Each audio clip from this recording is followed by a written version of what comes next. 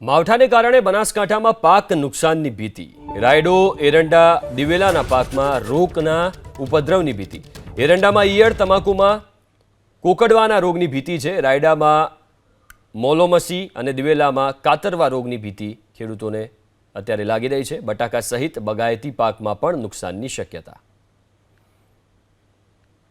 બનાસકાંઠા જિલ્લામાં 2 દિવસથી વાદળછાયું વાતાવરણ અને કમોસમી વરસાદના કારણે ખેતી પાકોમાં રોગચાળો આવવાની ભીતિ છે। તમે જોઈ શકો છો તે પ્રમાણે આ તમાકુના ખેતરના દ્રશ્યો છે, જ્યાં તમાકુમાં કોકડવા નામનો રોગ આવવાની ભીતિ ખેડૂતોને સતાવી રહી છે। તો બીજી તરફ રાયડાના પાકમાં પણ મોલોમસી અને એરંડામાં ઈયળ પડવાની શક્યતાના કારણે ક્યાંક ખેડૂતોમાં ચિંતા જોવા મળી રહી છે। સતત 2 દિવસથી બનાસકાંઠામાં કમોસમી વરસાદ અને વાદળછાયું વાતાવરણના કારણે ક્યાંક ને ક્યાંક ખેડૂતો મૂંઝવણમાં મુકાયા છે।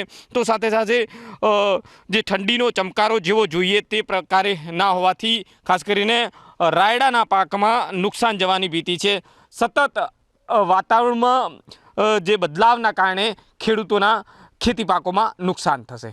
વસંત દિરગર, એબીપી અસ્મિતા, બનાસકાંઠા। નુકસાનમાં કોઈ પારી નથી। રાતે વરસાદ આવ્યો તે રાયડાના ફૂલ પડ્યા, મેલો પડવાનો ચાલુ થયો। એરડામાં ગાડર પડી બી જીવાત પડ્યો, તે હવે બગાડમાં તો કોઈ ઘાટોય નથી, બરાબર। અને અધે શું કરે માલિક, આ 3-4 દાડાથી તે રાતે નુકસાન, રાતે ઠારી પડ્યો, ખોબંધ માથે પડ્યો, તે બધું નાશ કરે। વરસાદ વરિયાળમાં સાહેબ નુકસાન મોટામાં મોટો થઈ ગયું હોય। રાયડામાં બધી ફૂલ આવતા હતા ને બધી ભારે વરસાદથી ફૂલ ખરી ગયા અને ગાડર પડી પડી એમાંય, એટલે નુકસાન ખૂબ જ। એને વરસાદથી તો ઘણું નુકસાન હે અને આ ઠારી પડે અને તે ખૂબ જ નુકસાન હે।